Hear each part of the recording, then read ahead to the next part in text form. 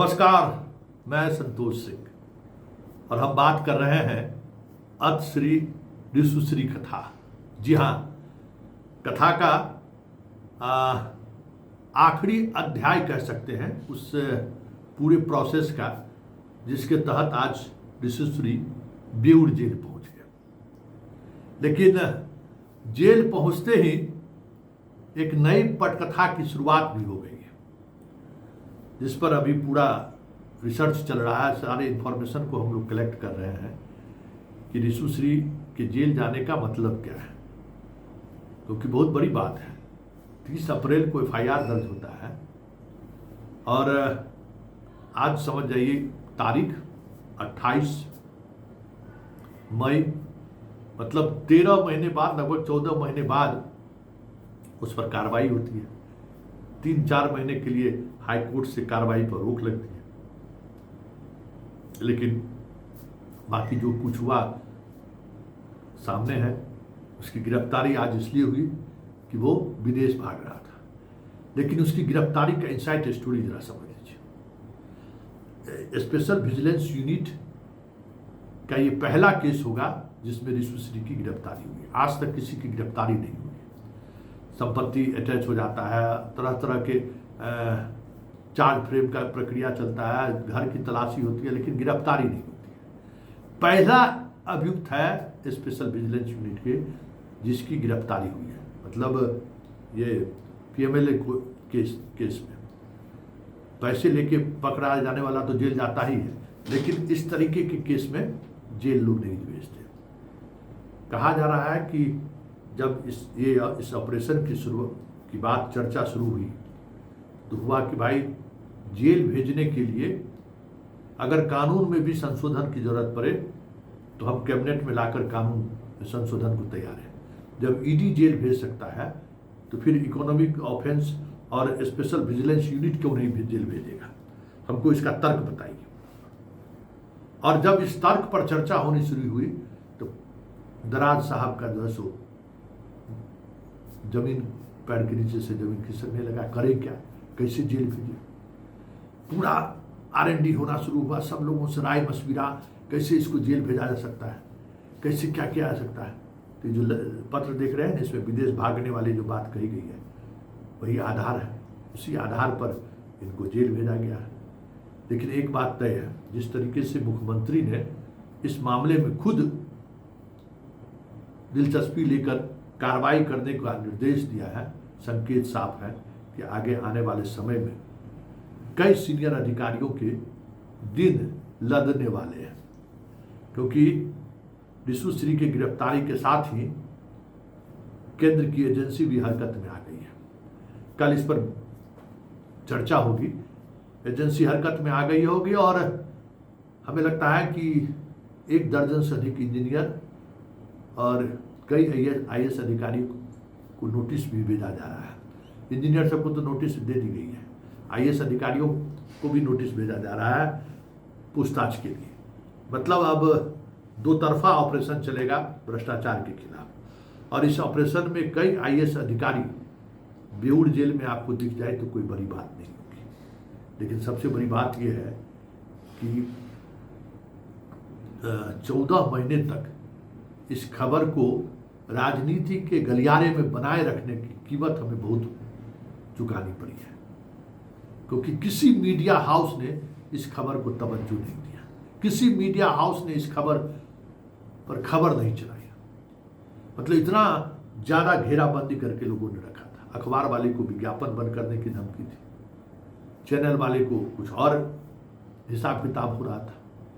मतलब जिस दिन हाई कोर्ट में इसका जो FIR क्वेश्चन का जो जजमेंट आया, उस दिन खबर नहीं चले, यही 18 तारीख को, इसके लिए क्या क्या नहीं घेराबंदी हुआ, क्या क्या नहीं घेराबंदी की गई मुझे। और हम उस दिन खबर चलाए थे यह कहते हुए कि हमको पता है कि कोई खबर ये नहीं चलाएगा, और कल हो कि किसी अखबार ने ये खबर नहीं छापी। इतना महत्वपूर्ण खबर, लेकिन मेरी खबर जहां पहुंचनी चाहिए थी वहां पहुंच गई। और पूरे वर्ष जो जो घटनाएं घटित हो रही थी ऋषुश्री के मामले में, महीने में 1, 2, 3 स्टोरी तो हम कर ही देते थे। क्या अपडेट, हाईकोर्ट से जब से उसको राहत मिली तब से खबरें चलनी बंद हुई, लेकिन फिर भी उसके ड्राइवर का, उसके घर के रिश्तेदार नातेदार की कंपनी को जिस तरीके से 10 करोड़ 5 करोड़ का काम मिलना शुरू हो गया था, सहरसा में जिस तरीके से पेमेंट हुआ था, वो सारी खबरें भी धीरे धीरे हम लोग चलाते रहते। मतलब इस पूरे घटनाक्रम को, मतलब इस पूरे एपिसोड को, भ्रष्टाचार के इस एपिसोड को बनाए रखने के लिए एक पत्रकार के पास जो स्किल हो सकता है कि खबर बनी रहे, तब ना आप प्रशासन पर, सरकार पर दबाव बनाए रखिएगा कि भाई खबर को जिंदा रखिए। उस जिंदा रखने में जो कीमत हमें चुकानी पड़ी आज तक कभी नहीं हुआ। बाकी जो ऑफर मिला सो मिला। पहली खबर है जिसमें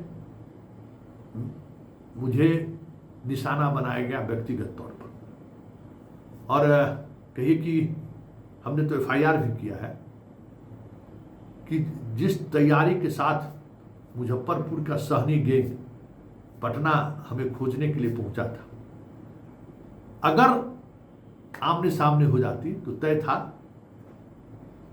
बड़ी घटना, कोई रोक नहीं सकता था। इतनी तैयारी के साथ आया था क्योंकि वो मेरे घर पर पहुंच चुका था, और घर पे पहुंचकर उसने चुनौती दी थी, चलो नीचे उतरो, हम तुमको अभी दिखा देते हैं। हालांकि घर का लोकेशन जिस विधा से उसको मिला हो, जिसने भी लोकेशन दिया, वो देने में एक चूक कर गया। मान लीजिए हमारे टेलीफोन के लोकेशन से उसको लोकेशन मिला होगा, ज़्यादा चांस मेरा यही है, और कोई न कोई पुलिस वाला उसको मेरा लोकेशन दिया, लेकिन कोई पुलिस वाला ही मेरे लोकेशन को लेकर कुछ चीज़ें ऐसी तरीके से मोबाइल के मेरे लोकेशन को सेट किया है कि लोकेशन के सहारे हमें ट्रेस करना थोड़ा मुश्किल हो जाता है। वो भी किसी सीनियर पदाधिकारी का ही दिमाग का एक्सपर्टीज था, लेकिन बहुत तरीके से घेराबंदी हुई। लेकिन चलिए, बिहार की जनता भ्रष्टाचार के इस मुद्दे पर हमेशा हमारे साथ खड़ी रही, हमें डगमगाने नहीं दिया, हमें फ़ोन करके ही सही बने रहने का हौसला दिया उसने। नहीं तो इस खबर पर बने रहना बहुत मुश्किल था। कम घेराबंदी नहीं हुआ, साथ साथ FIR। साधारण व्यक्ति पर अगर इस तरीके से FIR हो जाए तो आप सोच सकते हैं क्या, अलग अलग लड़की के साथ छेड़छाड़ इधर उधर करके अलग अलग तरीके से केस, समझ में ही नहीं आ रहा था कि केस क्या हो रहा है आपको। लेकिन इतना हम जरूर कहेंगे पब्लिक प्लेटफॉर्म पर कि जिस पर सबसे ज़्यादा हमें भरोसा था इस तरीके के मुद्दों पे कि वो हमें जानते हैं, हमारे साथ खड़े होंगे, ऐसे लोग खड़े नहीं हुए। वो लोग खड़े हुए जिनसे हमारी कोई बातचीत कभी नहीं रही। हाँ, मिलना जुलना तो होता ही रहा, और वो लोग आउट ऑफ वे जाकर, केस में सारी प्रक्रिया पूरी हो चुकी थी, लेकिन आउट ऑफ वे जाकर उसने कहा कि नहीं, केस खत्म करके सूचना कीजिए। लेकिन जिसको केस खत्म करना चाहिए था वो लोग मजे ले रहे थे। क्या करिएगा, केस खत्म भी हुआ, और आज हम इस खबर पर बने हुए हैं।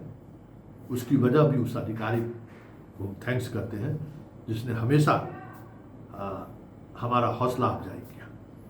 हालांकि कहने वाले कह देते हैं चर्चा में कि भाई इस खेल का सिंडिकेट का बॉस तो वही है, लेकिन बॉस जो भी हो, आज इस पर कार्रवाई हुई, ये खबर लगातार चलता रहा, इसमें बहुत सारे लोगों का योगदान रहा, बहुत सारे अधिकारियों का योगदान रहा जो हमें सुरक्षा प्रदान किया, हमें बाहरी दबाव से बचाए रखा।